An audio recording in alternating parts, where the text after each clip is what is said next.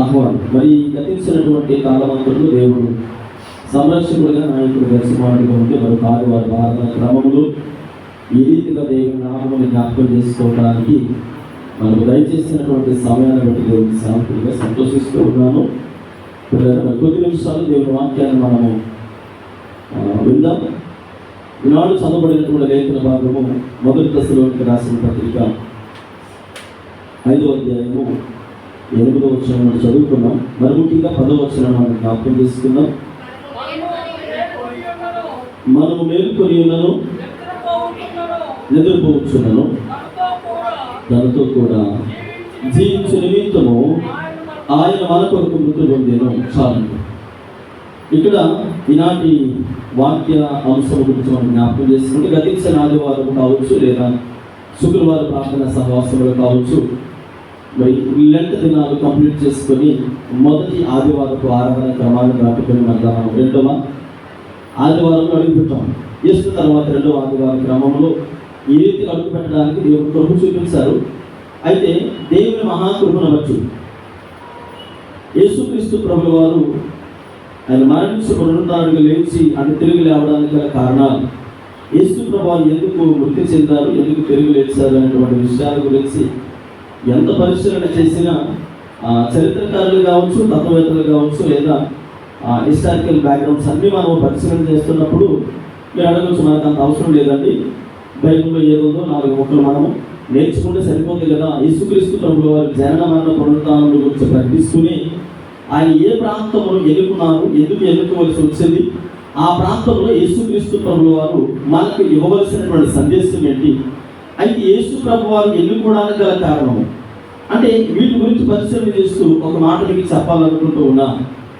Bible గ్రంథంలో కొన్ని మాటలు ఉన్నాయి. పిలువబడిన వారు అనేకులు, ఏర్పరచబడిన వారు కొందరు. ఎందుకు ఆ కొందరిని దేవుడు ఏర్పాటు చేసుకున్నాడు? ఏమండి, పిలువబడిన వారు అనేకులు ఉన్నారు, కానీ ఎందుకు కొంతమంది మాత్రమే ఏర్పాటు చేసుకోవాల్సిన పని వచ్చింది? చాలా మంది ఉన్నారు కదా, వాళ్ళందరినీ కూడా ఏర్పాటు చేసుకోవాలి కదా. అంటే ప్రపంచంలో ఇన్ని ప్రాంతాలు ఉన్నప్పటికీ దేవుడు పర్టికులర్గా కొన్ని ప్రదేశాలకు మాత్రమే ప్రాధాన్యత ఎందుకు ఇచ్చాడనంటే, మీకు తెలుసు బైబిల్ గ్రంథంలో లేఖన భాగాలన్నీ పరిశీలన చేసి తీసుకున్న వారు అన్నారు, అయ్యా నేను అందరి కొరకు వచ్చానని చెబుతూనే ఇండైరెక్ట్గా కొందరు కొరకు మాత్రమే. అంటే ఆయన ఎన్నుకున్న ప్రాంతం కావచ్చు, ఎన్నుకున్న ప్రజలు కావచ్చు, ప్రత్యేకించబడినటువంటి జనాంగం కావచ్చు, బైబిల్ ఏం తెలియజేస్తుందంటే ఆయన తన స్వకీయుల దగ్గరికి వెళ్ళినప్పుడు వారు ప్రేమపూర్వకంగా స్వీకరించాలని రాయబడిందా? ఏమవుతుంది? వారు తృణీకరించారు. అంటే వారు స్వకీయులు. ఎవరా స్వకీయులు? యేసుక్రీస్తు ప్రభుల వారు ఏ వంశావళిలో నుండి అయితే వచ్చారో వారు యేసు ప్రభువారిని తృణీకరించారు. యేసు ప్రభువారిని అయ్యా మాకు అవసరం లేదు అన్నట్లుగా వారు మాట్లాడుతున్నప్పుడు యేసు ప్రభువారి గురించినటువంటి మాటలు అంటే యేసు ప్రభువారిని పక్కన పెట్టారు, మాకు అవసరం లేదు అన్నట్టుగా. అయితే అప్పుడు అన్య జనాంగం కొరకు యేసు ప్రభువారు వచ్చినట్టుగా జ్ఞాపకం చేసుకుంటూ ఉన్నాం. అయితే ఈ వాక్య భాగాన్ని సిద్ధపడుతున్నప్పుడు నాలో అనేక రకాల ప్రశ్నలు. ఎందుకంటే యేసు ప్రభువారు జన్మించినప్పుడు దేవదూతలు ఏమన్నారంటే, పరలోక సైన్య సమూహంతో దేవదూతలు వచ్చన్నారు, సర్వోన్నతమైన స్థానంలో దేవునికి మహిమయు, ఆయనకు ఇష్టలైన మనుషులకు. ఎవరు ఇష్టలు? దేవుడు ఎవరిని ఇష్టపడుతూ ఉన్నాడు? అన్ని పనులు చేసేవారినా దేవుని పనులు చేసేవారు అంటే దేవునికి అనుకూలమైన వారిని ఇష్టపడుతూ ఉన్నాడు.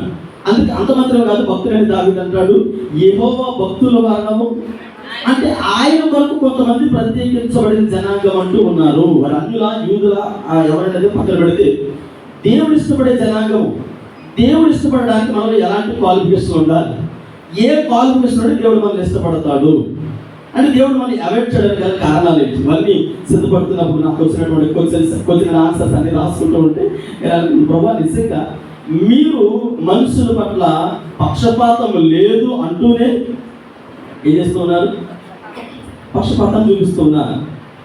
మనం చూపించే పక్షపాతం కాదు, కానీ ఆయన చూపించే పక్షపాతం ఏంటంటే దేవునికి ఆయాసకరమైన కార్యాలు చేసేవారిని దేవుడు అవాయిడ్ చేస్తూ ఉన్నాడు.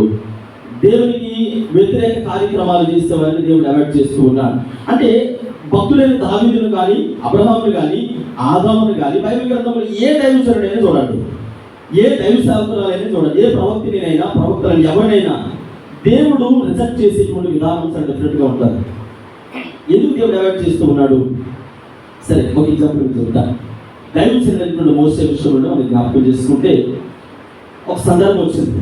బండ దగ్గర విషయం కాదు కానీ ఒక సందర్భం వచ్చినప్పుడు దేవుడు మోసేతో మాట్లాడుతూ ఉన్నాడు. మోసే, నీకు నచ్చలేదు పని నాకు కూడా నచ్చలేదు. ఏ పని నచ్చలేదు అని అంటే మోసే సినాయి పర్వతం మీద దిగొస్తున్న సందర్భంలో కింద జరిగినటువంటి సన్నివేశం అంతా కూడా మీకు తెలుసు. ఒక దూడం చేసుకుని ఏం చేస్తున్నారు వీళ్ళు? తాగుతూ తిరుగుతూ ఆ విచ్చలుడిగా అంటే వాది వరుసలు మరిచి భయంకరమైన విగ్రహాలను చేస్తూ ఉంటే మోసే చాలా కోపం దిగొచ్చాడు. దిగొచ్చిన తర్వాత అదే సన్నివేశాన్ని దేవుడు చూసి అంటాడు, మోసే దేవుడు ఇచ్చిన పదార్థంలో మొట్టమొదటి ఆజ్ఞ ఏంటంటే నేను తప్ప వేరొక దేవుడు అంటే దేవుడిని వీళ్ళు ఏం చేస్తున్నట్టు పక్కన పెడుతున్నట్టు. కాబట్టి దేవుడు అన్నాడు, ఇప్పుడు వీళ్ళ పిలువు. ఎన్ని గోత్రాలు ఉన్నాయి? 12 గోత్రాలలో వీళ్ళు దేవుని పక్షంగా నిలబడేవారు ఎవరు, లోకానుసారంగా నిలబడేవారు ఎవరు అని మోసేకు దేవుడు చెప్పాడు, నువ్వు పిలువు వారికి ఒక హెచ్చరిక జారీ చేయి అన్నాడు. అంతే. అనగానే మోసే వచ్చి అంటాడు, ఇదిగో దేవుని సేవకుడిగా యెహోవా ఇలా మాట్లాడుతున్నాడు నాతో, 12 గోత్రాలలో దేవుని పక్షంగా నిలబడేవారు ఎవరు, లోకానుసారంగా నిలబడేవారు ఎవరు అని మోసే ద్వారా దేవుడు మాట్లాడినప్పుడు మోసే ఒక పిలుపునివ్వగానే 12 గోత్రాలలో ఆదికాండం 49వ అధ్యాయం చదవవసరం లేదు కానీ మీరు తర్వాత ఇంటికి తర్వాత చదవండి. 49వ అధ్యాయంలో దేవుడు 2 గోత్రాలను శపించాడు. ఏంటా 2 గోత్రాలు అంటే లేవి, సియోన్. వీళ్ళిద్దరూ కూడా అంటే వీళ్ళు చేసినటువంటి పని ఏంటంటే యాకోబు కుమార్తె దీనా విషయంలో తొందరపాటు నిర్ణయాన్ని తీసుకున్నారు. దేవుడు అన్నాడు, నాకు తెలియదు మనకు మంచిది కాదు అని అనేది పదార్థాలు అది కూడా ఒకటే. అయితే ఇప్పుడు ఇద్దరు అన్నదమ్ములు కలిసి తండ్రి మాటను తిరస్కరించి వెళ్ళి ఏం చేశారు? నరహత్య చేసి వచ్చారు. చేసి రాగానే దేవుడు యాకోబు గురించి ఇప్పుడు వారికి రావాల్సిన ఆశీర్వాదములు పక్కన పెట్టి వారికి శాపవచనాలు ఇవి అనగానే లేవి గోత్రాన్ని దేవుడు చెప్పించాడు. వాళ్ళు ఆశీర్వాదములకు కారకులు కాదు, కానీ 12 గోత్రాల్లో ఒక గోత్రమే. దేవుడు 12 గోత్రాలకు ఆశీర్వదించాడు కదా. మరి లేవి గోత్రము శపితమైనటువంటి గోత్రమైనప్పుడు ఆ గోత్రానికి రావాల్సిన ఆశీర్వాదాలు ఏమీ లేవు. 8 సంవత్సరాలు దాదాపు ఆదికాండం 49వ అధ్యాయం నుండి మనం చదువుతూ ఉంటే దేవుడు సినాయి పర్వతం దగ్గర మాట్లాడిన విధానం వరకు కొన్ని వందల సంవత్సరాలు గ్యాప్ వచ్చింది. ఎప్పుడో యాకోబు కాలం ఎక్కడ, మోసే కాలం ఎక్కడ అంటే ఇప్పుడు చూడండి, కొన్ని లక్షల జనాంగం పెరిగిపోయారు. యాకోబు కాలంలో 70 మంది ఐగుప్తు దేశానికి వెళితే వారు 6 లక్షలకు దాటిపోయినటువంటి జనాంగం ఏమిటి? ఎన్ని తరాలు మారాయో. ఇన్ని తరాలు మారిన తర్వాత దేవుడు మోసేతో అంటాడు, ఈ 12 గోత్రాలలో నా పక్షంగా నిలబడేవారు ఎవరో పిలువు అనగానే సిగ్గు విడిచింది. మారు మాట్లాడకుండా ఎవరు చూసి నవ్వుతారనో లేదంటే ఎవరైనా ఎగతాళి చేస్తారనో, అయ్యా మీరు శపితమైన గోత్రం కదా, మీరు ఎందుకు పనికిరాని వారు కదా, మీరు యోగ్యత లేని వారు కదా, ఆనాడే దేవుడు మిమ్మల్ని తృణీకరించాడు కదా అని ఎవరిని పట్టించుకోకుండా ఎవరు ఏమనుకున్నా మాకు అనవసరం అనుకున్నారు. ఇది ఒక గొప్ప అవకాశంగా భావించి 12 గోత్రాలలో లేవి గోత్రము పక్కకు వచ్చి మోసే పక్కన నిలబడ్డారు. హల్లెలూయా. శపితమైన గోత్రము. దేవుడు ఒక్కొక్క మనిషికి ఒక్కొక్క అవకాశాన్ని ఇస్తాడు. ఆ ఇచ్చిన అవకాశాన్ని ఎవరైతే సద్వినియోగపరుచుకుంటారో ఖచ్చితంగా వారు తరతరాలు ఆశీర్వదించబడతారు. మిగిలిన 11 గోత్రాలకు ఉండేటువంటి ఎలా అనుకున్నారంటే ఏమి పిలుచుకున్నాడు కదా, 12 గోత్రాలు ఆశీర్వదించాడు కదా, ఇప్పుడు ఆయన పిలిస్తే మనం వెళ్ళవలసినటువంటి అవసరం ఏముంది? ఇప్పుడు మనం 12 గోత్రాలు ఎదురు చేయబడిన వారి కనుక మనం వెళ్ళవలసిన అవసరం లేదు, దేవునికి లోబడవలసిన అవసరము లేదు. ఇప్పుడు మోసే పిలవగానే సిగ్గు విడిచి లేవి గోత్రం వస్తే ఏ గోత్రం అయితే శపితమైన గోత్రముగా నిలబడిందో అదే గోత్రాన్ని అతి పరిశుద్ధ స్థలంలో యాజక గోత్రం దేవుడు ఏర్పాటు చేశాడు. హల్లెలూయా. ఈరోజు నువ్వు ఏ పరిస్థితుల్లో ఉన్నా నాకు తెలియదు. దేవుడు ఈరోజు నీతో మాట్లాడుతున్న విధానం ఏంటంటే ఏ పరిస్థితుల్లో ఉన్నా దేవుని పిలుపుకి ఎవరైతే లోబడతారో, దేవుని వాక్యానికి ఎవరైతే విధేయత చూపిస్తారో, ఆయన మాట్లాడిన విధానములకు స్పందించినప్పుడు నీ జీవితంలో ఉన్న ప్రతి శాపభరితమైన వచనాన్ని దేవుడు తొలగించబోతూ ఉన్నాడు. హల్లెలూయా. హల్లెలూయా. లేవి గోత్రాన్ని దేవుడు చాలా డిఫరెంట్ గా మార్చేస్తాడు. అంతవరకు ఎందుకు, యేసుక్రీస్తు ప్రభువు వారు ఒక ఉన్నతమైన యాజకుడిగా అదే వంశంలోంచి వచ్చాడు. యాజక ధర్మాన్ని పాటించాడు. ప్రజలందరి కొరకు ఆయన ఆ పరిశుద్ధ స్థలంలో అతి పరిశుద్ధ స్థలంలో ఆయన ఒక గొర్రె పిల్లగా వధించబడ్డాడు మానవాళ్ళందరి కొరకు. ఏ గోత్రము తరపున? శపితమైనటువంటి లేవి గోత్రము తరపున. ఈరోజు అనేక సంవత్సరాలుగా వేదన పడుతూ ఉండొచ్చు, ఏడుస్తూ ఉండొచ్చు, అయ్యా ఆశీర్వాదాలు నా జీవితానికి రావడం లేదు, నా కుటుంబం సరితమైనటువంటి కుటుంబంగా ఉంటుంది, నా పిల్లల పరిస్థితి ఏం బాగోట్లేదు, నా యొక్క జీవితం ఏంటో నాకు అర్థం కావడం లేదు, సతమతం అయిపోతూ ఉన్నానయ్యా అని అంటే ఆయన మరణించింది నీ కొరకే, ఆయన మృతి చెంది పునరుద్ధానానికి తిరిగి లేచింది నీ కొరకే అని ప్రపంచంలో అనేక గ్రంథాలు ఎలుగెత్తి చాటి చెబుతూ ఉంటే ఇంకా ఎక్కడో మరుగులు పడిపోయినటువంటి మరి దాపెరకంతోనూ రహస్య గ్రంథాలతోనూ మన జీవితాన్ని వెలబుచ్చుతూ ఏవో కొన్ని లేఖన భాగాలతో మన బ్రతుకులు వెలబుచ్చితే ఇది సరైనటువంటి భక్తి కాదు. దేవుడి సన్నిధిలో కనిపెడుతున్నప్పుడు దేవుడు అనేక లేఖన భాగాల ద్వారా మనతో మాట్లాడడానికి ఇష్టపడుతున్నాడు. లేదా ఈ వాక్య భాగాన్ని సిద్ధపడుతున్నప్పుడు నేను అనుకున్నాను, ప్రభా నీవు పక్షపాతం లేదు అని పక్షపాతం చూపిస్తున్నావు అంటే మా భక్తి లోపము, మా బలహీనతలు, మా పాపపు జీవితాన్ని, శాపపు జీవితాన్ని తొలగిస్తానని ఇండైరెక్ట్ గా చెబుతూ ఉన్నాం. అయితే నేను సిద్ధపడుతున్నాం లేవి గోత్రం అని వెలుగుకు రావడానికి ఇష్టపడుతున్నాం. మీరు మాతో మాట్లాడాలయ్యా, మీరు మాట్లాడితే మా బ్రతుకులు సిద్ధపరచబడతాయి, మా బ్రతుకులు ఆశీర్వదించబడతాయి. అయ్యా ఖచ్చితంగా మీ పాదముల చట్టం వేస్తాం. లేవి గోత్రం వచ్చిన మోసే చూసి కాదు, లేవి గోత్రం వచ్చింది అయ్యో మోసే కోపడుతున్నాడు కదా, మోసే పిలిచిన వెంటనే వెళ్ళకపోతే ఏమని అనుకుంటాడేమో, ఎలా బహుమాట పడి రాలేదు, మరి పక్కనే అన్నయ్యటువంటి అహరోను ఉన్నాడు కదా, దూడలు చేర్చుకొచ్చింది అహరోనే కదా, మరి అక్కడ దేవుని పక్షంగా నిలబడడానికి ఇష్టపడ్డారు తప్ప ప్రజలను చూసి భక్తి చేయడానికి ఇష్టపడలేదు. ఈనాడు మన భక్తి ఎలా ఉంటుంది? ఈనాడు మనం ఎవరి కోసం భక్తి చేస్తూ ఉంటాం, ఎవరి కోసం దేవుని బిడ్డలుగా మన జీవితాన్ని గడుపుతూ ఉన్నాం. చూడండి ఇక్కడ మనం జ్ఞాపకం చేసుకుంటే 10వ వచనంలో ఆయన అంటాడు, మనం మేలుకులను నిద్రించుకున్నాము తనతో కూడా జీవించు నిమిత్తము ఆయన మన కొరకు మీరు అనుకోవచ్చు. అయితే మెలుకుగా ఉంటే మనం ప్రార్థన చేస్తాం, పాటలు పాడుతాం, స్తుతిస్తాం. మెలుకుగా ఉంటే ఎంతసేపు అయినా చేయగలం, కానీ మరి నిద్రపోతే ఎలా? నిద్రపోతే నిద్రలో ఎలా ఉంటుంది మీకు ఉదాహరణ తెలియజేస్తాను. ఒక ఆయన పాపం చాలా ఘోరంగా ఆలోచన చేశాడు. ఏవేవో తలంపులు, ఏవో ఆలోచనలు మనసులోకి వచ్చాయి, రకరకాలుగా ఆలోచించి రాత్రి పగలంతా ఆలోచించి ఏకదాకా దాగేసి మనసులో పడుకున్నాడు. పడుకోగానే ఆ నిద్రలో ఏమొచ్చింది? ఒక హస్తం వచ్చి గోడ మీద, ఇదొకటి. ఒక ఆయనేమో ఇప్పుడు విజయ్ గారు చెప్పినట్టుగా నా ప్రాణమా తిను తాగు సుఖి ఏం బాగలేదని చెప్పేసి అలా మంచం మీద వెళ్ళగానే ఆయన దగ్గర కూడా నిద్రలో కష్టం వచ్చి ఒక ఆయన వచ్చి మాట్లాడుతూ ఉన్నాడు, చూడా అన్నాడు. ఇవి రెండు పక్కన పెడితే ఇప్పుడు ఒక ఆయన పాపం ప్రజల కోసము అక్కడ ఉన్నటువంటి తనకంటే తక్కువ స్థాయి అధికారులు ఎవరైతే ఉన్నారో కుదరదండి, ఈయన కొంచెం డిఫరెంట్గా తీసుకెళ్ళి పడేది అనగానే తీసుకెళ్ళి ఎక్కడ పడేశారు అంతే. అక్కడ పడే సింహాలు నోరు జాపుకొని చూస్తున్నాయి. నోరు జాపుకొని చూస్తూ ఉంటే పాపం మంచం మీదకి వెళ్ళాడు. మంచం మీదకి వెళ్తే రాత్రి అంతా నిద్ర రాలేదట. దేవుడు మాట్లాడుతూ ఉన్నాడు. ఉదయాన్నే పరుగు వచ్చేసి అక్కడ శివమగిలి దేవుడి సేవకుడు అయిన దానియేలు అనగానే హాయ్ సార్, నేను క్షేమంగానే ఉన్నాను, చాలా బాగున్నాను సార్. అరే అలా ఎలా ఉన్నావు? సింహాలు ఉన్నావు కదా అంటే నా దేవుడు దేనికైనా సమర్థుడు. ఈరోజు మనం చూసేది మనుషుల వైపు కాదు, దేవుని వైపు చూడండి.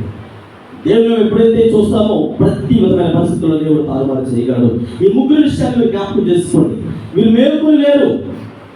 అవసరం అనుకుంటే రాజుకి ఇబ్బంది ఏం కాదు కదా, నాట్యాలు అన్ని మానిపించాడట, విందులు వినోదాలు అన్ని మానిపించి తన మనసు మీదకి వెళ్ళడానికి నిద్రపడడం లేదు, మనశ్శాంతి లేదు. దేవుడు తనకి ఇచ్చినటువంటి ఆ ప్రేరణ ఏంటంటే నీవు దేవుని సేవకుల విషయంలో పొరపాటు చేస్తూ ఉన్నావు. పిల్లలు జ్ఞాపకం చేసుకోండి. ఇక్కడ మనం జ్ఞాపకం చేసుకోవాల్సిన విషయం ఏంటంటే మేలుకులు ఏదైనా చేయగలం. మెలుగుతూ ఉన్నప్పుడు దేవుడు అవకాశం ఇచ్చినప్పుడు మనం ఏమంటామంటే యవన కాలం ఉన్నంత కాలము ఆ యవనాన్ని వేరే పనులకు వాడుతూ ఉంటాం. బలం ఉన్నంత కాలము, జ్ఞానవంతగా ఉన్నంత కాలము, తెలివి ఉన్నంత కాలము ఏవేవో చేస్తూ ఉంటాం. అన్ని అవకాశాలు దేవుడు ఇచ్చిన తర్వాత ఆ బలాన్ని తీసుకెళ్ళి లోకానికి వాడుతుంటాం. ఒక దైవజనుడు ఫ్రాన్స్ దేశంలో ఉండేటువంటి ఒక దైవజనుడు, అందరికీ సుపరిచితుడే, లారెన్స్ గారని. ఆయనకి 2 చేతులు 2 కాళ్ళు ఉండవు. మన ఇండియా కూడా వచ్చారు ఈ మధ్య కాలంలో, గతించిన ఒక 2 weeks బ్యాక్ ఆయన ఇండియా మన భారతదేశం కూడా వచ్చారు సువార్త ప్రకటించడానికి. 2 కాళ్ళు ఆర్మీలో పనిచేసేవారు. ఆయన ఆర్మీలో పనిచేస్తున్నప్పుడు కారులో వెళ్తూ ఉంటే, జీపులో వెళ్తూ ఉంటే ఒక చెట్టు గుద్దుకొని యాక్సిడెంట్లో 2 కాళ్ళు 2 చేతులు పోయాయి. పోతే బాగా ధనికుడు, తల్లిదండ్రులు బాగా సంపాదన కలిగిన వారు. కారులో వెళ్తున్నప్పుడు ఫ్రాన్స్ దేశంలో రోడ్డు పైన ఆయన ఒక చెట్టును చూశాడు. ఆ చెట్టు బాగా ఎండిపోయి ఇంకో రేపు మా పన్నెండు ఆకులన్నీ ఎండిపోయి రాలిపోయి ఘోరంగా ఒక కాకు కూడా లేకుండా ఉంటే ఆ చెట్టును చూసి అనుకున్నాడు, కారులో వెళ్ళిపోతూ గ్లాస్ నుంచి అలా చూసి అనుకున్నాడు, నీ స్థితి నా స్థితి ఒకటే, నువ్వు ఫలించలేవు, నేను నడవలేను. నేనే పని చేయలేను, బోర్డు ఆశలు ఉన్నాయి, చాలా చేయాలనుకున్నాను, బలమున్నంత కాలము ఏవేవో టార్గెట్స్ పెట్టుకున్నాను. కానీ ఇప్పుడు నీ స్థితి నా స్థితి ఒకటే అనుకుని ఆ కారులో వెళ్ళిపోయాడు. ఫ్రాన్స్ దేశం నుంచి జర్మనీ దేశం వచ్చాడు, తలకట్టుకొని కార్యక్రమాలు చేసుకొని వచ్చేసాడు. జర్మనీ దేశం నుండి మళ్ళా కొన్ని నెలల తర్వాత తిరిగి తన దేశానికి వెళ్తున్నప్పుడు ఆ కారులో వెళ్తున్నప్పుడు అదే చెట్టు దగ్గరికి వచ్చినప్పుడు చూశాడట. చూడగానే పచ్చగా చిగురించి కలకలలాడుతూ పింజలతో చక్కగా పువ్వులతో ఉందట. చూడగానే అతనికి డౌట్ వచ్చింది, ఆలోచించారు. అలా చూడగానే అరే ఇదేంటి అసలు, ఎలా చనిపోయింది కదా, వెళ్ళిపోయింది కదా, ఇంకా నేను వచ్చేటప్పుడు అసలు హృదయం అనుకున్నాను, ఇది ఎలా సాధ్యమైంది అని ఆలోచన చేస్తే పరిశుద్ధాత్మ దేవుడు తనతో మాట్లాడుతూ ఉన్నాడు. ఎలా మనకి ఆశ అనేది ఉంటే, మన జీవితంలో జీవులు అనేది ఉంటే, ఆ దృశ్యం అనేది ఉంటే, ఖచ్చితంగా మనకి అవయవాలు లేకపోయినా, కాళ్ళు చేతులు లేకపోయినా దేవుడు నీకు ఇచ్చిన జ్ఞానం ఉంది కదా, దేవుడు నీకు ఇచ్చినటువంటి ధనం ఉంది కదా, దేవుడు నీకు ఇచ్చినటువంటి తెలివితేటలు ఉన్నాయి కదా అని తనతో మాట్లాడుతున్నప్పుడు ఈనాడు ప్రపంచంలో సండే స్కూల్ పరిచయం కొరకు కానీ, ఎవరి పరిచయం కొరకు కానీ, వారు స్పాన్సర్స్ కానీ, లేదంటే వారు ఇచ్చిన వాక్య భాగాలు కానీ, మరి ఎన్నో విధాలుగా ఎవరి బిడ్డలను ప్రోత్సహించడానికి అనేక పుస్తకాలు అది రాస్తున్నట్లుగా అనేక మరి ఉద్యమమైనటువంటి ప్రసంగాలు ఆయన అందిస్తూ ఉన్నారు అనేకరికి. అంటే మనం అనుకుంటాం నా జీవితం అయిపోయిందండి, నేను నిద్రించాను అంటే నిద్రించాలంటే చనిపోవడం గురించి కానీ చెప్పేది. నిద్రలో ఉన్నవారు ఏది చేయలేరు అంటే మనకి చదువు రాదు, ఆ జ్ఞానం లేదు, తెలివి లేదు, వివేకం లేదు అని నిర్లక్ష్యంగా ఉండే కంటే నీకు మెలుకు అనేది ఒకటి ఉంది. మెలుకు కలిగినప్పుడే చేయవలసిన సమయంలో చేయాలి. ఆ మెలుకులో నిద్రలోకి వెళ్ళిపోయిన తర్వాత ఏమి మీ అంటారు, అయ్యా మేము మెలుకుగా ఉన్నాం కదా. ఇక్కడ చూడండి మాట చదువుతుంటే ఏమన్నదంట, 10వ వచనం, మనం మేలుకొని ఉన్నాను, నిద్రపోవచ్చున్నాను, ఆయనతో కూడా జీవించు నిమిత్తము మన కొరకు ఆయన మృతి పొందిన. ఆయనతో జీవించాలి, ఆయనతో జీవించాలి. ఇప్పుడు నేను చెప్పిన ముగ్గురులో కూడా దేవునితో జీవించిన వారు ఎవరు? ఒక దానియేలు మాత్రమే. ధనవంతుడు దేవునితో జీవించలేదు, ఆ తర్వాత ఆ రాజు కూడా జీవించలేదు. అంటే ఈనాడు మనం ఎవరితో జీవిస్తూ ఉన్నాం? మేలుకున్నప్పుడు కొంతమంది మామూలుగానే పక్కన కమ్మగట్టు ఉంటారు, ఇంకా పడుకున్న తర్వాత లేచి దేవుడికి సంబంధించిన ఏ కళ ఉండదు. అంటే దేవుడికి సంబంధించినటువంటి కళలు కలిగే వారిగా ఉండాలి, దేవుడి కొరకు ప్రయాసపడే వారిగా ఉండాలి, దేవుడి పనిలో పరిగెత్తే వారిగా ఉండాలి. దేవుడి కొరకు మాత్రమే, లోకానుసారంగా కాదు. లోకంలో అనేక ప్రజలు అనేక విధాలుగా ప్రలోభాలకు గురి చేస్తున్నప్పుడు నీవు మనుషుల కొరకు చేస్తే అది మన జీవితానికి భయంకరమైన స్థితిలో తీసుకొని వెళ్ళిపోతే, కానీ దేవుని కొరకు ఎంతవరకు ప్రయాసపడుతుంది, దేవుని కొరకు ఎంతవరకు పరిగెత్తగలుగుతూ ఉన్న పిల్లలకి జ్ఞాపకం చేసుకున్నట్లయితే మీకు ఇదివరకు నేను తెలియజేసినట్టు గుర్తు దీపవృక్షం గురించి. ప్రత్యక్ష గుడారంలో దీపవృక్షం అనేది ఎన్ని ఖండాలు ఉంటాయి? దాదాపుగా ఇటువంటి కలిపి ఉంటాయి. ఒకవైపు 3 మధ్యలో ఒకటి దాదాపు 7 ఖండాలు ఉంటాయి. 7 ఆ దీపస్తంభంలో 7 ఖండాలు. అంటే ఇవన్నీ కూడా జాయింట్లు కానీ బిల్డింగ్స్ కానీ ఏముండవు, అన్నీ ఒకే బంగారపు ముద్ద తీసుకుని దాన్ని చక్కగా మన 5 ఫింగర్స్ ఎలాగైతే ఉన్నాయి దీపవృక్షాన్ని ఇలా చేస్తారు, డైరెక్ట్గా ఒకే బంగారపు ముద్దతో చేస్తారు. ఇప్పుడు ఆ చెట్టు ఎలా పట్టుకొని దీపవృక్షం ఉంది కదా, దాన్ని ఎలా పట్టుకొని మనం తీసుకెళ్ళామనుకోండి, ఆ పైన ఉన్నటువంటి ఏమవుతుంది, పైన ఉన్న ఉత్తరాలు కూడా ఉండిపోతే వస్తాయా? ఇప్పుడు నా చెయ్యిలో ఉంది కానీ ఇక్కడ నడిపేసి ఈ చెయ్యిలా పట్టుకొని ఫింగర్స్ ఉండిపోతే వస్తాయా? అంటే దీపవృక్షం కూడా ఏవైతే ఉన్నాయో ఖండాలు, ఆ 7 ఖండాలు కూడా వృక్షంతో పాటుగా కదులుతాయి. అంటే ఈ దీపవృక్షం యేసుక్రీస్తు ప్రభుల వారైతే ఆ పైన ఉన్న ఖండాలు ఈరోజు వాక్యం అంటారు నీవు నేనే. ఈరోజు మనం యేసుక్రీస్తు ప్రభుల వారితోనే కదలాలి. నువ్వు మెలకుగా ఉన్న ఆయనతోనే ఉండాలి, నిద్రలో ఉన్న ఆయనతోనే ఉండాలి. ఒకవేళ నిద్రలో ఉన్నప్పుడు వేరే మెలకుగా ఉన్నప్పుడు ఆయనతో, లేకపోతే నిద్రలో ఉన్నప్పుడు ఆయనతోని ఉండాలి. ఎందుకు ఉండలేము? మీకు ఒక మాట చెప్తాను. రాజుగారికి కళ వచ్చిందట. రాజుగారికి కళ రాగానే మొత్తం దేశంలో అందరూ కబురు పెట్టాడు, అర్జెంట్గా మీరు అందరూ రండి అన్నాడు. అందరూ వచ్చి కూర్చున్నారు. నాకు కళ వచ్చింది రాత్రి అన్నాడు. చెప్పండి సార్ అన్నాడు. అది గుర్తుంటే నేను మిమ్మల్ని అడుగుతాను అన్నాడు.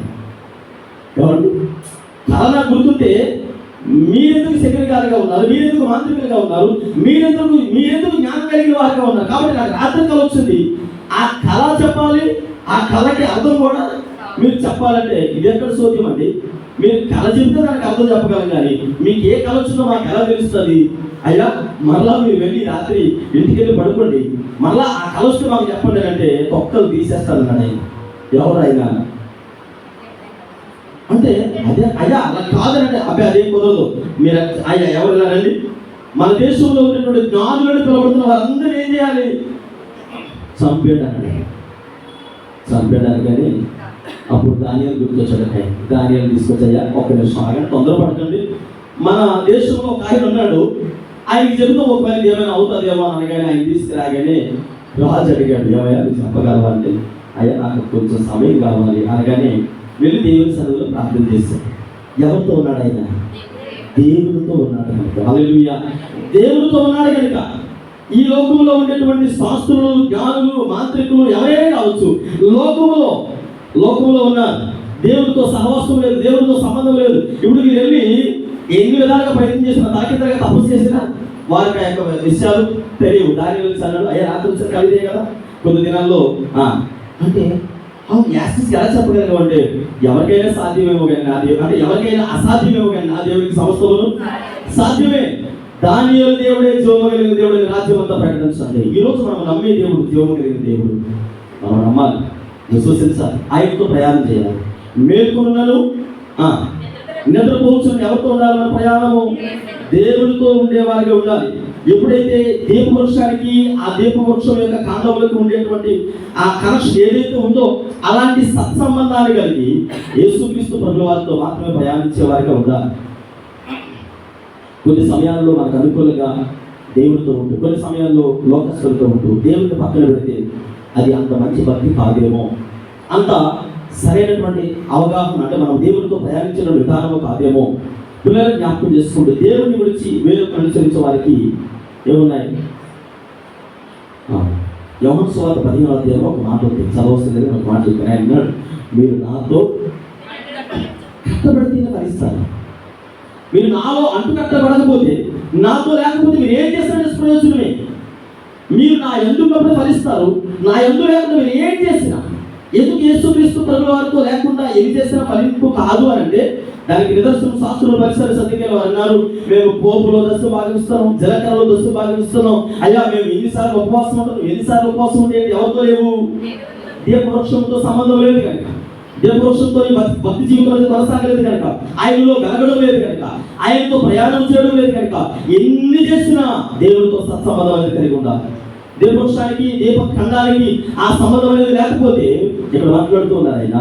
మొట్టమొదటిగా దీపవృక్షం మనం జ్ఞాపకం చేసుకుంటే పిల్లల దేవుడితో ఉండేటువంటి సహవాసాన్ని మనము మొదలు కొనసాగించే వారిగా ఉండాలి. యేసుక్రీస్తు ప్రభువు అంటారు, మీరు నా యందు అంటు కట్టబడిన వారిగా ఉండాలని మాట్లాడుతూ ఉన్నారు. మీరు ద్రాక్షవల్లిని దేవుడు మీరు అని మాట్లాడుతూ ఉన్నారు. కనుక మనం జ్ఞాపకం చేసుకుంటే మొదటి యోహాను పత్రిక 1వ అధ్యాయం 7వ వచనంలో ఒక మాట చదువుకుందాం. మనము మొదటి యోహాను పత్రిక 1వ అధ్యాయం 7వ వచనంలో ఇలా రాయబడింది, నేను అయితే ఆయన వెలుగులో ఉన్న ప్రకారము మనము వెలుగులో నడిచిన ఎడల ఆయనతో అన్యోన్య సహవాసం గలవారమైందుము. హల్లెలూయా. దేవుడితో అన్యోన్యత. చాలా మంది అంటారు కదా, కొంతమంది చూసినప్పుడు ఏమంటే ఆ భార్య భర్తలు చాలా అన్యోన్యత కలిగి ఉన్నారండి. నిజంగా ఆ కుటుంబం చాలా నిజంగా మనం చూస్తుంటే కూలి వచ్చేస్తుందండి. అదేంటో అర్థం కాదండి, వాళ్ళు ఎంత చక్కగా అన్యోన్యత కలిగి ఉన్నారు. ఎవరు కలిగి ఉంటారు అన్యోన్యత? ఎవరు కలిగి ఉంటారు? ద్వేషం ఉన్నవారా? కక్షలు ఉన్నవారా? విభేదాలు ఉన్నవారా? అంటే విభేదాలు ఉన్నవారు ఎడమ పెడమ పెట్టుకుని ఉంటారు. అంటే దేవుడితో నీకు ఎలాంటి సత్సంబంధం కావాలి అంటే, ఆయన వరుడు, సంఘం ఎలా ఉండాలంటే ఆయనతో వధువుగా ఉండాలి. అంటే వధువు సంఘము వరుడితో అన్యోన్య సహవాసం కలిగి ఉండాలంటే మొట్టమొదటిగా మనం వెలుగు సంబంధాలు ఉండాలి. వెలుగు సంబంధాలుగా ఉండాలంటే ఆ దీపవృక్షానికి ఎలా ఉండాలి? కంపేర్ చేయబడి, అంటే అతబడి ఉండాలి. ఆయనలోనే ప్రయాణం చేసేవారుగా ఉండాలి. నువ్వు మేల్కొనున్నను నిద్రించుతున్నాను ఎవరితో ఉండాలి? ఆయనతో కలిసి ఉన్నప్పుడు వెలుగు సంబంధాలుగా ఉంటాం. అలా వెలుగు సంబంధాలుగా ఉండాలి అంటే ఖచ్చితంగా అందులో 2 లోపాలు మన జీవితంలో ఉన్నాయి. వెలుగు సంబంధుల జీవితంలో ఈ 2 ఉండవు. వెలుగు సంబంధుల జీవితంలో ఈ 2 కొద్దిపాటి ఇబ్బందికరమే. అయ్యా వెలుగు సంబంధులుగా ఉండాలంటే ఖచ్చితంగా వదిలిపెట్టాలా? వదిలిపెట్టాలి. చూడండి, ఇక్కడ జ్ఞాపకం చేసుకుంటే ఆయన మాట్లాడుతూ ఉన్నారు, మొట్టమొదటిగా వెలుగు సంబంధులుగా మనం ఉండాలి అంటే పాపమును విడిచిపెట్టాలి. దేని విడిచిపెట్టాలి? పాపం విడిచిపెట్టాలి. పాపం విడిచిపెట్టకపోతే చేదైనటువంటి వేరు, పేదలు అంటాడు, చేదైన వేరు ఏదైనా మీరు మొలిసిందేమో జాగ్రత్తగా చూసుకోండి. చేదైనటువంటి వేరు ఏదైనా మొలిసిందేమో, ఒక ఏదైనా ఉందేమో ఒక జాగ్రత్తగా చూసుకోండి అని చెబుతూ ఏంటంటాడు, పాపం అనే చేదైన వేరు మనలో ఉంటే ఖచ్చితంగా దాన్ని తుడిచి వేరులతో సహా పెకిలించి పడవేయాలి. చేదైనప్పుడు వేరు మన జీవితంలో ఉంటే చాలా భయంకరమైన పరిస్థితి, చాలా భయంకరమైన ఇబ్బంది. అందుకు ఉదాహరణ మీకు తెలుసు, చక్కగా అన్యోన్య సహవాసం కలిగినటువంటి ఆది తల్లిదండ్రులు దేవునితో అన్యోన్యత కలిగి ఉన్నారు. చక్కటి ప్రేమ అనురాగాలతో దేవునితో చక్కగా ఉన్నారు. ఎప్పుడైతే పాపం చేస్తారో దేవుడు రాగానే ఏమయ్యారు? అయ్యా కనబడి దేవునికి మాట్లాడడానికి ఇష్టం లేదు. దేవునితో అయ్యా అడిగారు, ఆదామా ఎవరు చెప్పారు నీకు అనగానే అమ్మ చూపించు, అమ్మమ్మ నీకు అంటే నాకు సర్పం చూపించు. సర్పం ఓకే మీకు యుద్ధరా. వధువు సంఘాలకు ఉండవలసినటువంటి లక్షణాలు మొట్టమొదటిగా పాపం అనేటువంటి చెడ్డ వేరేదైనా ముగిస్తే, దేవుని సన్నిధిలో మనం ఎవరితో అన్యోన్య సహవాసం కలిగి ఉండాలి? దేవునితో కలిగి ఉండాలి. దేవునితో అన్యోన్య సహవాసం ఇక్కడే జీవించడం రాకపోతే, ఎక్కడే దేవునితో సహవాసం చేయడం రాకపోతే, ఆ పరలోకానికి వెళ్ళడానికి అనేక ప్రయత్నాలు చేస్తూ ఉన్నాం. అయ్యా నేను మరణించిన తర్వాత నీతో సహవాసం చేయాలని ఆహారాత్రులు ఉపవాసం ఉండి ప్రార్థన చేస్తూ ప్రయాసపడుతూ మీటింగుల్లో వాక్యాలు వింటూ అనేక రీతిలుగా పనిచేస్తున్నటువంటి మనము పరలోకం వెళ్ళకపోతే, సరే ఇక్కడ అన్యోన్య సహవాసం మనకు రాలేనప్పుడు అక్కడ ఎలా ఉండగలము? అక్కడ ఒకటే పని ఏమనాలి? అది పరిశుద్ధుడు పరిశుద్ధుడు పరిశుద్ధుడు పరిశుద్ధుడు ఇది తప్ప వేరే మాట్లాడదు అక్కడ.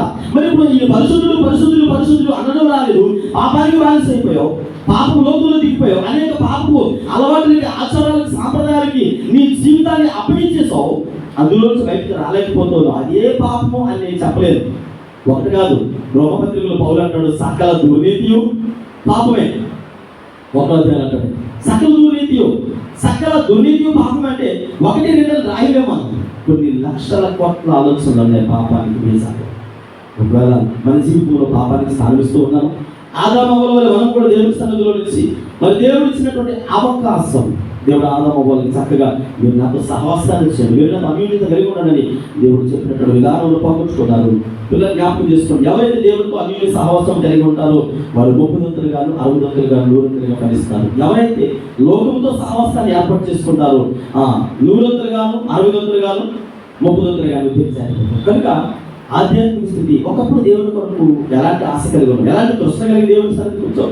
ఒకప్పుడు నిజానికి మనం ఎందుకైన వారిని కాదు, దేవుని సన్నిధిలో మనం ఆయన సన్నిధిలో నిలబడడానికి యోగ్యులు కూడా. దేవుడు అక్కడ మీరు దూరస్తులు, నాకు శత్రువులుగా ఉన్నారు, కానీ నేను మిమ్మల్ని ఏర్పాటు చేసుకున్నాను కదా, త్యాగ తీసుకున్నాను కదా, స్వర్గీయుల దగ్గరికి వెళ్తే వారు గుణీకరించాను, నేను నీ దగ్గరకు వచ్చాను కదా, నీ దగ్గరకు వచ్చి నేను ప్రేమిస్తే ఇప్పుడు నేను నీకు వెక్కసమైనా అసహ్యంగా ఉందా? దేవుడు అంటే విరక్తిగా ఉందా?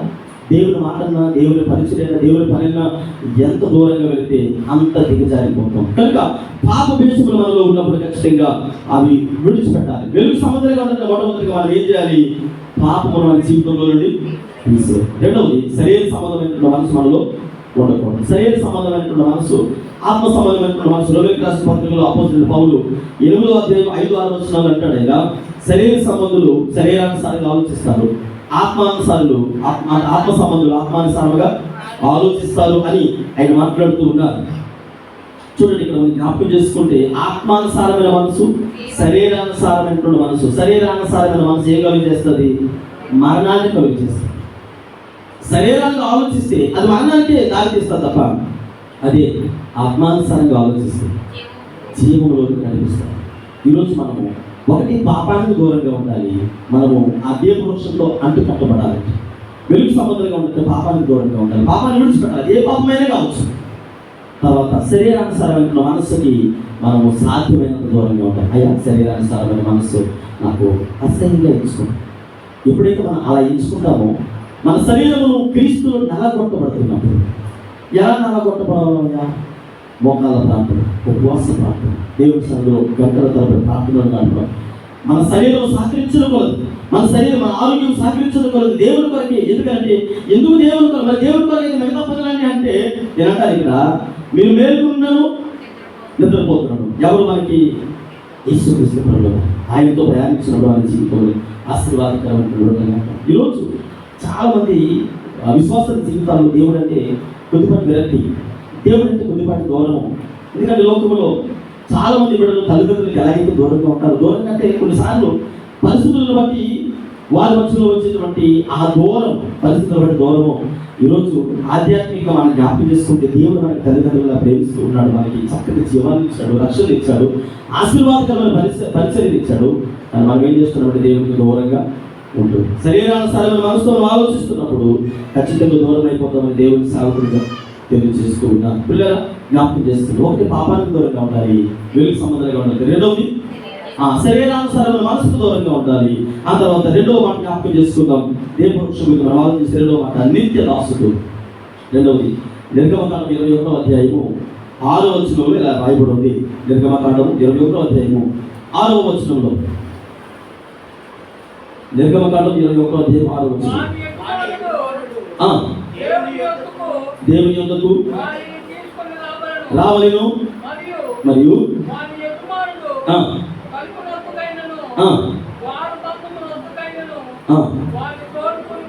తోడుకొని పోయి వారి చెవిని పదులతో గుచ్చవలెను. తరువాత నిరంతరము ఎవరికంటే వారికి దాసుడు. అంటే దేవుని సన్నిధికి తీసుకొని వచ్చిన తర్వాత ఇప్పుడు యజమానుడు యేసుక్రీస్తు ప్రభువా ద్వారం అనగా అంటాడు కదా, ప్రయాసపడి భారం మోసుకొని సమస్త జనులారా నా యొద్దకు రండి అని అంటూ, ఇదిగో మీ కొరకు నేను తలుపు దగ్గర ఏం చేస్తూ ఉన్నాను, తట్టుతూ ఉన్నాను. నా స్వరము ఎవరైతే తలుపు తీస్తారో, ఇప్పుడు ద్వారబంధం దగ్గరికి వచ్చాడు యజమానుడు. వచ్చి మనల్ని నిత్య దాసులుగా చేసుకోవడానికి మన చెవికి, ఇప్పుడు మీకు అర్థం అవ్వాలంటే లోని గేదలు ఉంటాయి కదా, ప్రభుత్వం నుంచి వచ్చినప్పుడు లోని గేదల చెవికి ఒక ప్లాస్టిక్ స్టిక్కర్ వేస్తారు, ప్లాస్టిక్ పెడతారు. ఆ ఆవులు కానీ గేదలు కానీ చూడగా మనకి వెంటనే అర్థం అవుతుంది ఇది లోనిది అంటే స్వతహాగా కొనుక్కోదు కాదు. అంటే ఇప్పుడు లోని గేదలు ఎలాగ అర్థం అవుతుంది, దాన్ని చెవుకున్నటువంటి ఆ ప్లాస్టిక్ స్టిక్కర్ చూడడానికి అర్థం అవుతుంది, మిగతా గేదలు అలా ఉండదు. అంటే ఈరోజు మనము రక్షణ అనేటువంటి వస్త్రాన్ని ధరించుకొని దేవుని సన్నిధిలో ఉంటున్నాం. మనం నిత్య దాసులని. ఎవరికి నిత్య దాసులని? దేవునికి నిత్య దాసులని. దేవుని కొరకు ప్రయాసపడేవారిని, దేవుని కొరకు పరిగెత్తే వారిని కనుక దేవుని కొరకు పనిచేసే విషయంలో ఆయన అంటాడు కదా నిత్య దాసుడు. దేవుని పరిచర్య కొరకు ఏర్పరచబడిన విధంగా ఉండాలి. చూడండి, మనం జ్ఞాపకం చేసుకుని యెషయా గ్రంథం 50వ అధ్యాయము 4-5 వచనాలు చదివితే ఒక మాట జ్ఞాపకం చేసుకుందాం. యెషయా గ్రంథం 50వ అధ్యాయం 4-5 వచనం. కలుగునట్లు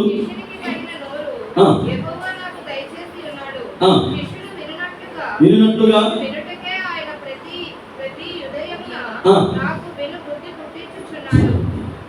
దేవుడు వినబుద్ధి పుట్టించేటువంటి పరిస్థితి నిత్య దాసుడికి మాత్రమే ఉండాలి.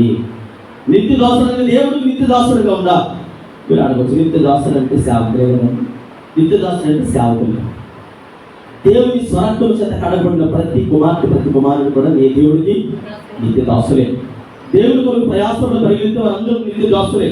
దేవుని సన్నిధిలో మనం ఆయన కొరకు ప్రయాసపడేవారిగా, ఆయన కొరకు పనిచేసేవారిగా మనం ఎప్పుడైతే ఉంటామో నిత్య దాసుడు అని. మీకు మాటలు చెప్పాలంటే ఈ దీప వృక్షానికి ఉండే 7 కుదికులు ఏమైనా 7 కొమ్మలు ఏవైతే ఉన్నాయో వాటి మీద పమికులు అంటాం కదా, అవి కూడా అటాచ్గా ఉంటాయి, అవి కూడా జాయింట్ కాదు. అందులో కొద్దిగా నూనె పోసి ఒలివ ఆయిల్ వేసి ఏం చేస్తారు, అందులో ఒత్తులు వేసి వెలిగిస్తారు. ఇప్పుడు ఈ వెలుగు అనేది అది చక్కగా కాలుతున్నప్పుడు, అది ప్రజ్వలింపబడుతున్నప్పుడు ఆ మందిరం అతిపరిశుద్ధ స్థలంలో ఏమవుతుంది, అనేకులకి వెలుగుస్తారు. అక్కడ ఉండేటువంటి దీపస్తంభాలు అనగా అతిపరిశుద్ధ స్థలంలో గొప్ప వెలుగునిచ్చేటువంటి దీపవృక్షముగా ఉంటారు. ఇక్కడ మనం జ్ఞాపకం చేసుకున్నప్పుడు నిత్య దాసుడు నిత్యం ఏం చేయబడాలి, వెలుగుతూ ఉండాలి. చీకటి సంబంధిగా ఉండకూడదు, చీకటి సామ్రాజ్యానికి అధినేతగా ఉండకూడదు, చీకటి కార్యక్రమాలకి అలవాటు పడేవారిగా ఉండకూడదు. అంటే నిత్య దాసుడు యొక్క పని వెలుగు సంబంధిగా ఉండాలి, పాపం ఉండకూడదు, శరీరానుసారమైన మనసు ఉండకూడదు. అంత మాత్రమే కాదు, నిత్య దాసుడిగా ఉంటూ దేవుని కొరకు మాత్రమే వెలిగేవాడిగా ఉండాలి. దేవుని కొరకు మాత్రమే వెలిగేవాడిగా ఉండాలి. మనము అంటారు కదా, ఒక వెలుగు వెలుగుతున్నాడండి అంటారు, ఒక వెలుగు వెలుగుతున్నాడండి అంటారు. ఏ వెలుగు అది? ఏ వెలుగు? లోకానుసారమైన వెలుగు. వెలుగు చక్కగా ఆరిపోతుంది. మీరు చూడండి, కొన్నిసార్లు ఇప్పుడు ఈ ఎండను మనం గమనిస్తున్నప్పుడు ఎలా ఉంటుందంటే, బాగా ఎండ వస్తుంది, ఉన్నటువంటి సడన్గా ఒక మబ్బు వచ్చింది అనుకోండి, ఒక మేఘం సూర్యుడి దగ్గరికి వెళ్ళగానే అంటారు. దేని దాచింది? వెలుగు దాచింది. అంటే సేవ తీయడానికి బాగానే ఉంది, కానీ కొన్నిసార్లు ఆ వెలుగు వాతావరణానికి ఏదైతే అవసరమో అవసరమైనటువంటి వెలుగుకి ఆనకట్టు వేసినట్లుగా మన ఆధ్యాత్మిక స్థితికి మనమే కొన్నిసార్లు ఆనకట్టు వేసుకుంటాం. మనం అనుకుంటాం, నేను దేవునికి తెలియకుండా దేవునికి దూరంగా ఉండి ఏదో చేసేసాను అనుకుంటాను. కానీ ఖచ్చితంగా దేవుని సన్నిధిలో మనము ఆ వృక్షంతో అంటు కట్టబడ్డామనే విషయం జ్ఞాపకం చేసుకోండి. అంటు కట్టబడిన వాడు ఏం చేసినా దేవుడు తెలుస్తాడు. తర్వాత చివరిగా మనకు మాట చదివి ముగిస్తాను. చూడండి, మనకు మాట కరుణాపీఠం మీద ఉండేటువంటి కెరూబులు దేవదూతలు. కరుణాపీఠము ఒక చక్కటి అతి పరిశుద్ధ స్థలంలో ఒక బాక్స్ ఉంటుంది. అందులో మన్నాగిన్ని, పదార్థ పాత్రలు, ఆ తర్వాత అహరోను చేతి కర్ర, ఆ ప్రత్యక్ష గుడారంలో అందులో ఉంటాయి. ఎప్పుడైతే ఆ 3 అందులో ఉంటాయో అన్ని మీద దేవదూతలు కెరూబులు శరీపులు విగ్రహం చక్కగా తయారు చేసిన బంగారంతో, అవి కూడా ప్రత్యక్ష గుడారంలో ఉండేటువంటి ఆ ఏదైతే ఉందో ఆ దీపం, అంటే మనం జ్ఞాపకం చేసుకున్నట్టు కరుణాపీఠం ఏదైతే ఉందో, కరుణాపీఠం వేరు, శరీపు వేరు, కెరూబు వేరు, ఇలా ఏముండవు. అన్నీ కూడా ఒకే బంగారపు ముద్దతో చక్కగా పొదగబడి, అన్నీ కూడా ఒకే బంగారపు ముద్ద, జాయింట్లు లేకుండా అన్నీ కూడా, అంటే కరుణాపీఠంతో శరీరులకి బ్రేక్ చేయబడి ఉండాలి, అంటు కట్టబడి ఉండాలి. కరుణాపీఠం యేసుక్రీస్తు ప్రభుల వారైతే ఆ శరీరులు గిరీపులు ఈరోజు వాక్యం అంటారు నీవు నా, అంటే మనకి సాదృశ్యంగా ఉంది. మనం ఆ కరుణాపీఠానికి అనగా దేవుడితో మనం ఏం చేయబడాలి, అంటు కట్టబడే ప్రయాణం చేయాలి. అనగా దేవునితో నిత్యము ఆరాధన చేసేవారిగా, నిత్యము ఆయన నామాన్ని గణపరిచేవారిగా మనం ఎప్పుడైతే మన భక్తి జీవితాన్ని కొనసాగిస్తామో ఖచ్చితంగా మరి దేవుని సన్నిధానంలో అనేక ఆశీర్వాదములు పొందుకోవడానికి ఆస్కారం ఉంటారు. మరి కెరూబులకు దేవుడు ఇచ్చిన ఆశీర్వాదములు ఏంటి? 3 లక్షణాలు దేవుడు వారికి ఇచ్చాడు. ఏంటి ఆ 3 లక్షణాలు అంటే, ఒకటి కెరూబులు అందంగా ఉంటాయి, రెండవది బలముగా ఉంటాయి, మూడవది అంటే అసాధారణమైన జ్ఞానాన్ని కలిగి ఉంటాయి. ఈ 3 విషయాలు, ఒకటి అందము, అసాధారణమైన అందము. ఆ దేవదూతల అందానికి ముగ్ధులైనటువంటి పరిస్థితి. మీరు చూడండి, సొదొమ గొమొర్రా పట్టణాలకి దేవదూతలు వచ్చారు. సొదొమ గొమొర్రా పట్టణాలకి దేవదూతలు వస్తే ఆ పట్టణ ప్రజలు ఏం చేశారు? లోతు కుమార్తెల దగ్గరికి ఆ లోతు అన్నాడు, అయ్యా మీరు వాళ్ళ జోలికి వెళ్తాయి, వారు ఎవరు? దేవదూతలు. దేవుని పక్షంగా వచ్చారు కనుక దయచేసి మీరు వాళ్ళ జోలికి వెళ్ళదు, అర్థం చేసుకోండి. మీకు ఒకవేళ మీరు తప్పే చేయాలనుకుంటే, ఇదిగో వయసుకు వచ్చి నా కుమార్తెలు ఉన్నారు, కావాలంటే నా కుమార్తెలు పాటు చేయండి అని లోతు తన కుమార్తెల ముందుకు నడితే వాళ్ళు ఏమన్నారు తెలుసా? వద్దు, మాకెవరు కావాలి? దేవదూతలు కావాలి. అంటే అపూర్వమైనటువంటి అందము, దేవుడు వారికి ఇచ్చినటువంటి ఆశీర్వాదకరమైన పరిస్థితి. మొట్టమొదటిది అసాధారణమైనటువంటి అందము, రెండవది వారికి ఉండేటువంటి అసంపూర్ణమైనటువంటి బలము. సొదొమ గొమొర్రా పట్టణాలు చూసినప్పుడు లోతు భార్యని వారందరినీ కూడా ఆ దేవదూతలు రెక్క పట్టుకొని ఈడ్చుకొని వెళ్ళిపోయారట. ఇలా రెక్క పట్టుకొని పట్టణపు వెలుగుడికి ఈడ్చుకొని వెళ్ళిన రాయబడి ఉంది. అంటే అంత మాత్రమే కాదు, ఒక దేవదూత 1,85,000 మందిని చంపగలవు. ఒక్క దేవదూత ఒక్కసారి యుద్ధంలోకి వెళ్తే 1,80,000 మందిని చంపగలవు. అంటే వారి బలము చాలా ఉన్నతమైనటువంటి బలము. మూడవది అసాధారణమైనటువంటి జ్ఞానము. వారికి దేవుడు ఇచ్చినటువంటి జ్ఞానము చాలా ఉన్నతమైనది. ఈరోజు మనము దేవునితో అంటు కట్టబడి 3 లక్షణాలు మనలో ఉంటాయి. ఒకటి అందము, రెండవది బలం, మూడవది జ్ఞానం. పిల్లలు జ్ఞాపకం చేసుకోండి, మనం మేల్కొనులను మనలో దేవుడితోనే ఉండాలి.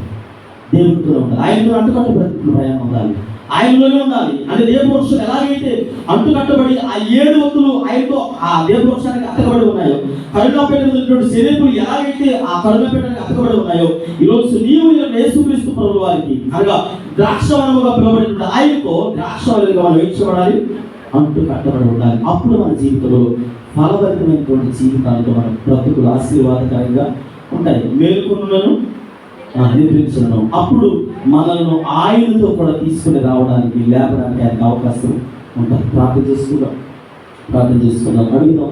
ఉదయకాల సమయంలో దేవుని సన్నిధిలో ప్రార్థన చేద్దాం. ప్రభువా, మాతో మాట్లాడిన ప్రతి మాటను బట్టి పొందనాలి. నేను ఉదయకాల సమయం పొందనైనా మీరు మాతో మాట్లాడిన ప్రతి మాట బట్టి తీసుకోవాలి. తల్లి స్తోత్రాలు సర్వోన్నతుడా ప్రభా, మీకు దానికి చెల్లిస్తూ నాకు రోజులు దేవుని ఆశీర్వదించాను.